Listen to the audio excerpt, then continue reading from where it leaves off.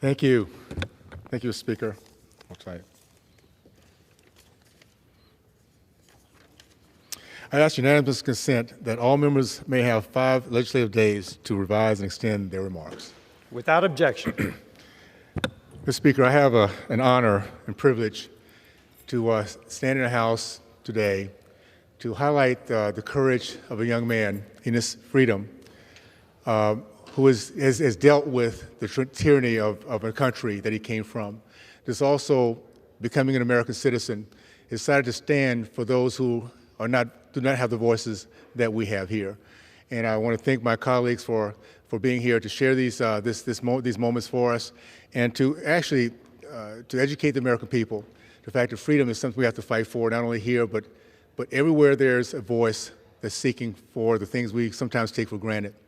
And I'm very, very proud again to highlight Enes Kanter Freedom's journey, the fight it has to expose tyranny in Turkey and China, and I'm encourage those who are watching to really be tuned in so we can make sure we can support back and help those that are truly voiceless in these other countries. So we're going to start off with my good friend and colleague from Texas, Monica De La Cruz. 5 minutes or less, whatever. I ask for unanimous consent to address the House for 1 minute and to revise and extend my remarks. Mr. Speaker, I rise today before you as a South Texan and an American to speak out against the human rights violations being committed in Turkey. The Turkish government, under the leadership of President Erdogan, has been suppressing the basic human rights of its citizens for far too long. As we gather here today, thousands of innocent individuals in Turkey are being unjustly detained, tortured, and subjected to inhumane treatment. Turkish authorities have shown no regard for the basic rights and freedoms that we take for granted here in our country. We have heard reports of journalists being arrested and imprisoned simply for speaking out against the government. Teachers, academics, and activists have all faced similar fates. There are countless cases of people being detained and held without trial or evidence. This is not acceptable in any society, let alone one that claims to be a democracy. But we are not just here to talk. We are here to demand action from President Biden and insist that he puts the interests of the American people first and take time to listen to Turkish Americans, such as professional basketball player Enes Freedom, who has been a vocal advocate for human rights in Turkey. Enes has been tirelessly fighting for the rights of the Turkish people, and he has faced persecution for doing so. He was forced to give up his passport and feared for his life after being accused of being a terrorist for simply speaking out against the government. We cannot stand by and watch as innocent people are being subject to such brutality. Our top priority as members of Congress is to care for the American people. The Biden administration has an entire State Department that is supposed to advance our interests around the world. It is time for the Biden administration to do its job. We respect the sovereignty of other nations, but the human rights violations in Turkey can no longer be ignored. We are all God's children. Let us continue to fight for a world where human rights of all men, women, and children are respected, regardless of where they come from. I yield back. Thank you, my friend. What a great addition to our conference. Thank you, Monica. Really appreciate you. I'd like to bring up my good friend for 5 minutes or less, Gus Billy Orcus. Appreciate it, Gus. Thank you. Thank you so very much. I appreciate it. Thank you, Mr. Speaker, for allowing us tonight. And I'm telling you, I want to thank my good friend, Mr. Owens. Mr. Owens, you do an outstanding job, and what a great American you are. So I want to thank you, and thanks for organizing this very important special order on the persecution faced by Enes Kanter Freedom by the Erdogan regime. This issue has personal significance to me, Mr. Speaker, because I consider Enes a very close friend. I'm proud to call him my friend. Enes is someone that should be held up and supported by the American government as someone who has used his platform to speak out against human rights violations around the world. Instead, Mr. Speaker, as the previous speaker said, the Biden administration has been critically silent on the Turkish persecution of Enes Kanter Freedom. Most recently, Enes had a $10 million Turkish lira bounty, slightly more than $500,000 placed on his head by the Erdogan regime. This is just the latest of a long line of direct attacks against Enes Kanter Freedom by the Turkish government. It's unacceptable. We must speak out. Since 2017, the Erdogan regime has issued at least 10 arrest warrants against Kanter Freedom, and he even narrowly avoided arrest on behalf of the Turkish government in Indonesia. Unacceptable, Mr. Speaker. I know for a fact that he hasn't seen his family for approximately 10 years because he can't go back to his native Turkey. Now he is an American citizen and loving it, and he's giving so much. He's such a great American. What has he done wrong? What crime has he committed? He chose to speak out against President Erdogan for his regime's numerous human rights violations. Enes knew the risks, but felt compelled to face the risks to his personal safety and livelihood to be the voice for the voiceless and the defenseless. What he's given up, what he sacrificed for those around him, his fellow men and women. It's incredible what he's done. He had a great career in the NBA and sacrificed it to help others, people that he doesn't even know. As a matter of fact, he holds these clinics around the world for our children, all of God's children. All of God's children, here in the United States, but around the world. What a great individual. And again, I'm so proud to call him my friend. He reaches out to Republicans and Democrats to advocate on behalf of these wonderful people. So he's a bipartisan guy. I would like to say a nonpartisan guy. He just wants to do the right thing. This is particularly evident, again, in his criticism of China and his treatment of the Uyghurs. Much, much more. Again, instead of standing behind Enes, a law-abiding American citizen, he's so proud of his country, the Biden administration has remained silent after his so-called American ally, Turkey, placed Enes Kanter Freedom on their most wanted terrorist list. Not only has the Biden administration been silent, but it has refused to meet with Mr. Freedom regarding the persecution he faces from the Turkish government. That is just wrong. It really is, and frankly, a failure on behalf of the Biden administration's responsibility to protect Americans from foreign threats. Through the global Magnitsky Human Rights Accountability Act, President Biden is authorized to impose sanctions on any foreign person that is responsible for extrajudicial killings, torture, or other gross violations of internationally recognized human rights against any individual.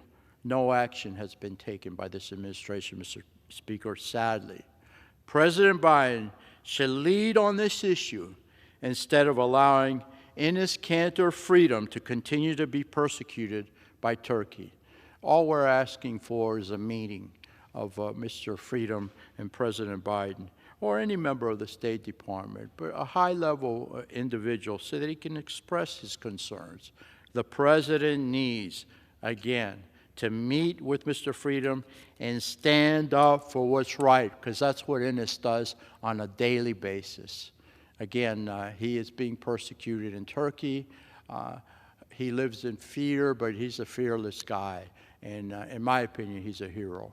So I appreciate my good friend, Candace, my good friend Burgess Owens, who's a great American himself, has done so much for so many people in the state of Utah. And again, I'm proud to call him my friend. Thank you. God bless. And I yield back the balance of my time. Thank you, my good friend, Gus. Thank you so much, my friend. Appreciate it. Okay. I'm very honored to introduce my favorite Gator of all times, Kat Comack from Florida. Well, thank you, Mr. Speaker, and thank you to my good friend and colleague from the great state of Utah, Mr. Burgess Owens, who also happens to be a Floridian by birth. I rise today to add my name to the many of my colleagues who are here today to stand in support of our friend, Enes Kanter Freedom. Enes has sacrificed his career and has put his life on the line to pursue the noble and often dangerous path of fighting for human rights around the world. In a time when it's easy to go with the flow, often at the expense of those in lands far away, he has made the decision to speak up and speak out.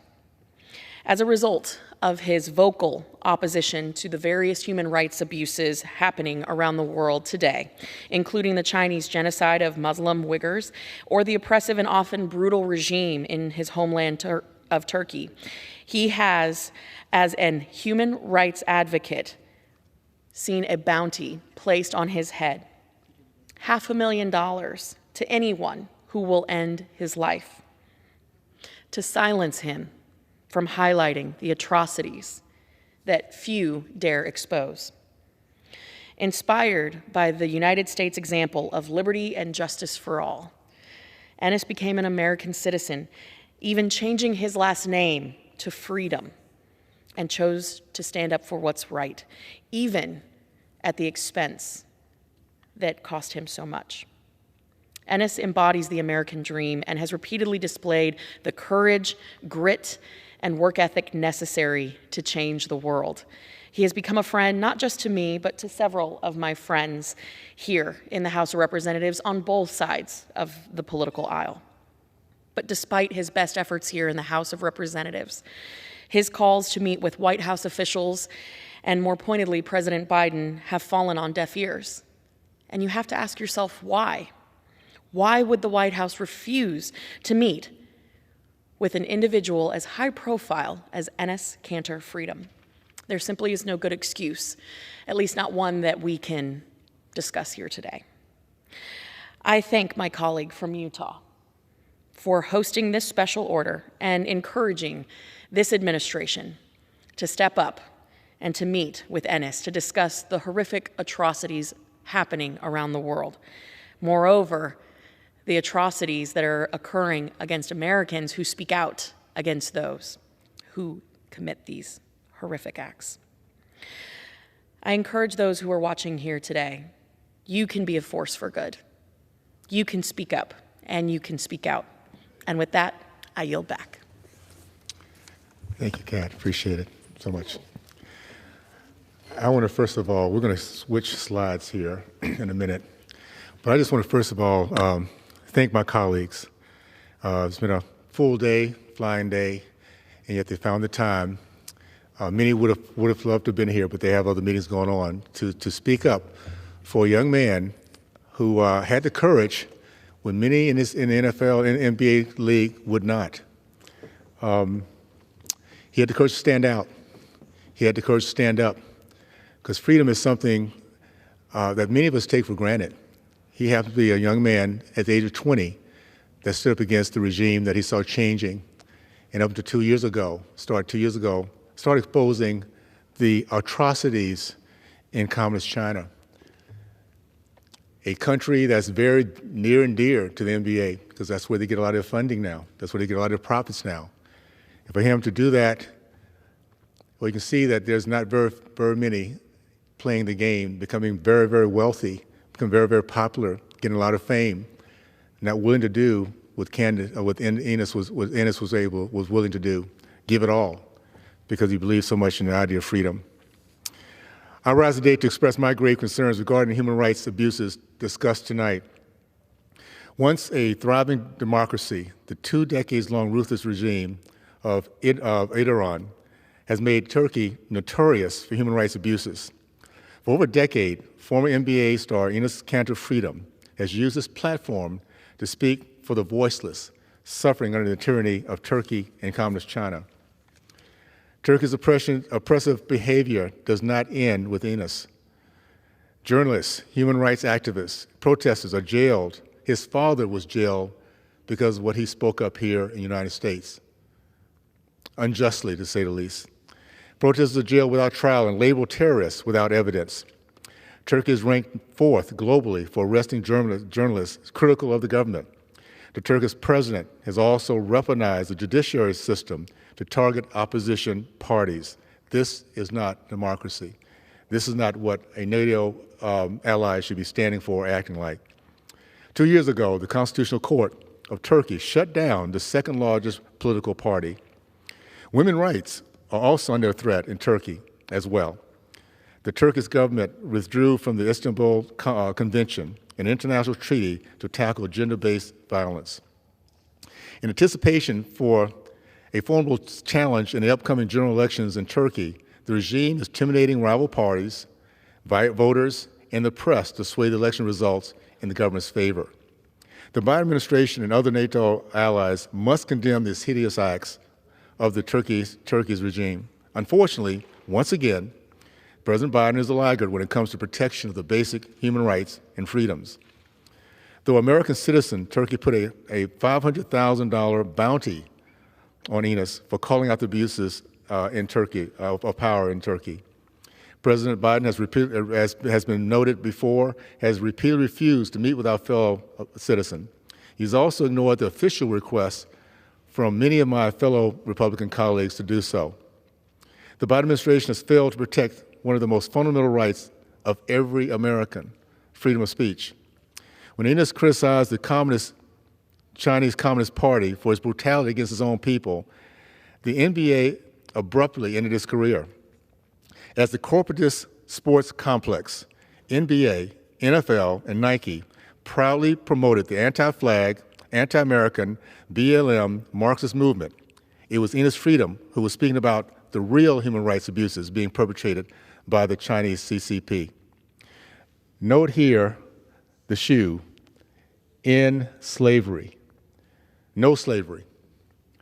That is something that you did not see on TV, I can promise you that. It was his voice who exposed the corporate sports complex hypocrisy as they chose to turn a blind eye to the misery of their business model, the misery their business model had created for the Chinese people. And his criticism accumulated in the CC's demand that he be canceled. The CCP's cancellation of NBA's China's TV coverage drove home the consequences of not bowing to their demands. Once the NBA acted to terminate the 11-year All-Star career, the CCP allowed NBA games to once again be aired in the Chinese market. The NBA, NFL, Nike decades-old partnership with the Chinese CCP has created a culture within this complex that can best be summarized as profit over American patriotism and profit over the Chinese people. It is a culture that has granted credibility to the communist Chinese regime, a regime that has an internment of over 1 million Uyghurs, Muslim Uyghurs. It is a culture that promoted the BLM rhetoric of America's systemic racism as the global corporatist in real time profits in the billions from slavery in China. This sports complex has discovered that the financial benefits of the 1800 slave trade, when given scale, human slavery is the cheapest and most profitable labor on the planet Earth. The NBA, NFL, Nike culture of greed, profit over patriotism, and profit over the Chinese people has justified them closing their eyes to genocide of the Muslim Uyghurs. It confirms that child labor, human trafficking, and organ harvesting from healthy Muslim Uyghurs is okay as long as it's out of sight and out of their mind. What the voices and action of Enes Freedom did was show the hypocrisy of their virtual signaling. As the NBA handed out slogans to players on their jersey to support the Black Lives Matter, he was wearing these shoes that highlighted the real issues, atrocities of slavery in China. Again, this is what was not seen on primetime TV. On a side note and a personal note, where are the activists, the activist voices of these corporatist sports complex as they, throughout our country, see the hopelessness of black youth callously killing each other by the thousands? Where are their BLM slogans and messages on the sideline as in every urban city, our educational system betrays at-risk kids by the millions? Where is their presence and voice of the sports complex whose survival depends on 70 to 80% of black talent?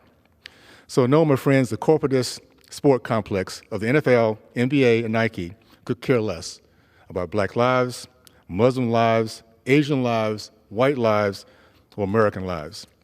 For them, it is indeed profit that matters. If turning their backs on their loyal fans here in America, betraying the values that has made us the greatest country in the history of mankind, so be it. Profit over patriotism. One of the values that the Republican Conference holds dear and will make clear is loyalty to our fellow countrymen and women.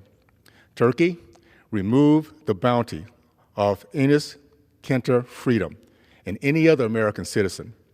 If not, there will be legislative actions from this body, I can promise you. We call on the Turkish government to release all political prisoners and cease its persecution of the Hezbollah movement and its members.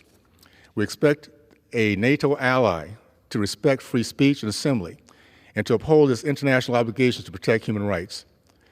Let us not be the generation that history looks back on as one of moral indifference. Let us not be the generation that is compared to the 1800s pre-Civil War era when industries flourished from the demands of cotton as they portrayed their commitment to our human rights of life, liberty, and pursuit of happiness.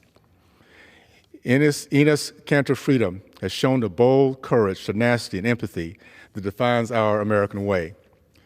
For the millions who depend on the American resolve to remain the shining city on the hill, we are committed to freedom and liberty in every corner of the world. We must do so, stand, rise, support those Americans who speak and stand for freedom and the freedom of speech. And let's make sure as Americans, we're not looked at as one who dropped the ball in this case. Thank you, Mr. Speaker, and I yield back my time.